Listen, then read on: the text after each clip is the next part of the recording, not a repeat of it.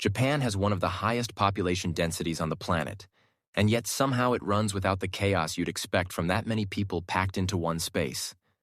No road rage, no shouting, no one cutting in line at a train station with 500 people waiting.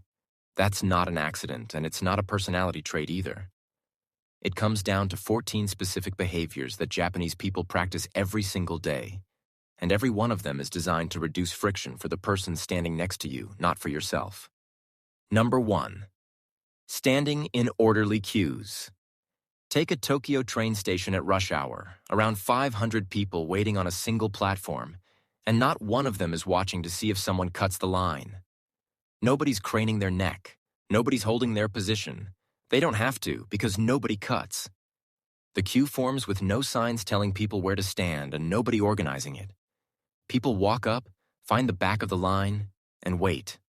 That's not politeness doing the work. Number 2. Keeping phones silent in public. On every Japanese train, people pull out their phones before they even sit down, and the first thing they do is switch them to silent. Not because a sign tells them to, just because that's what you do. In most places, a loud phone on transit kicks off this whole silent negotiation. Do you say something? Do you move? Do you just absorb it? That decision process costs you something even when nothing actually happens out loud. Number 3. Cleaning up after yourself. After a big outdoor festival in Japan, cleanup crews show up and find most of the work already done. Attendees bring their own trash bags, collect everything around their spot, and carry it out themselves. This happens at events with hundreds of thousands of people. There's a Japanese word, mottainai, that captures the feeling behind this. It's basically regret over something losing its usefulness before it should, and it applies directly to shared spaces. Number 4. Returning lost items. Japan's lost and found system returns billions of yen in cash every year.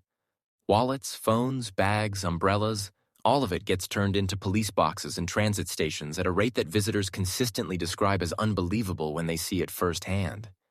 What makes this work isn't that Japanese people are more honest than anyone else. Number 5. Removing shoes indoors. Japanese homes have a small recessed entryway called a genkan, and the floor level actually drops down before you step inside. You remove your shoes in that lower section, then step up into the home. It's built directly into the architecture, not posted on a sign. Most people assume this is just a cleanliness habit, and that's part of it.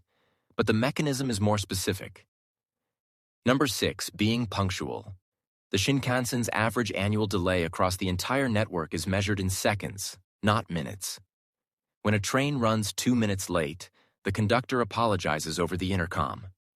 That's the baseline. Punctuality in Japan isn't about discipline or being a considerate person in some abstract sense. It's about what happens to everyone else when you're late. Number 7. Speaking quietly on public transit. The Tokyo Metro has signs asking people not to make phone calls on trains, but most passengers don't need them.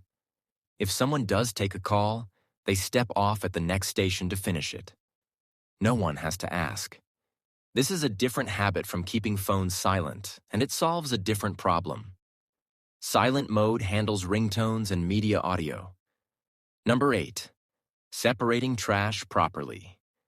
In some Japanese cities, trash gets sorted into over a dozen categories: burnable, non-burnable, plastic, PET bottles, cans, glass, cardboard, and more. Each category has its own collection day, and if you put the wrong type out on the wrong day, it just sits there uncollected on your curb where your neighbors can see it. Number 9. Giving up seats when needed. Japanese trains have designated priority seats for elderly passengers, pregnant women, and people with disabilities. But the more interesting behavior happens in the regular seats.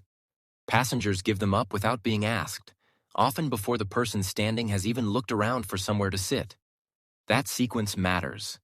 You spot someone who needs a seat, you stand up, and it's done quietly before the other person has to make eye contact or feel like they're putting anyone out.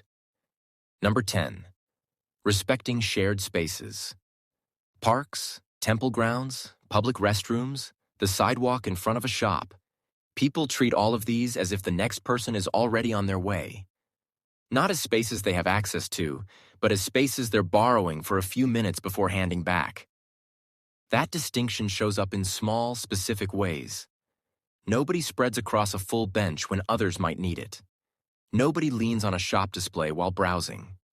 It's not written anywhere. It comes from a baseline assumption that the space keeps running after you leave, and your job is to not break that. Number 11. Carrying personal trash until disposal is available. Japan has almost no public trash cans, and that's not an oversight.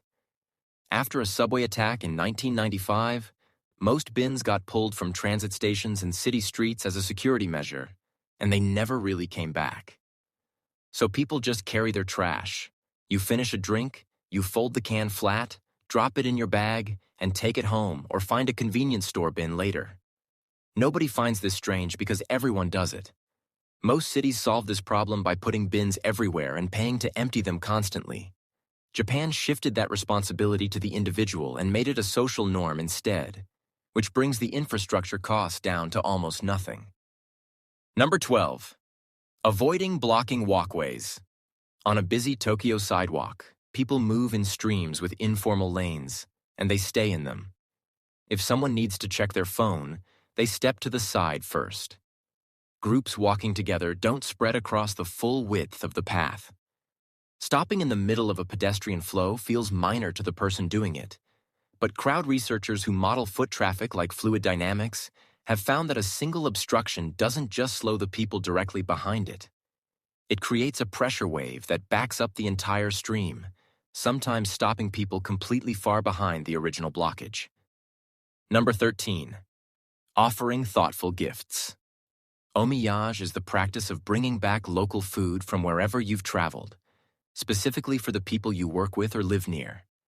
It's not a spontaneous gesture. If you go somewhere, you come back with something. That's just the expectation.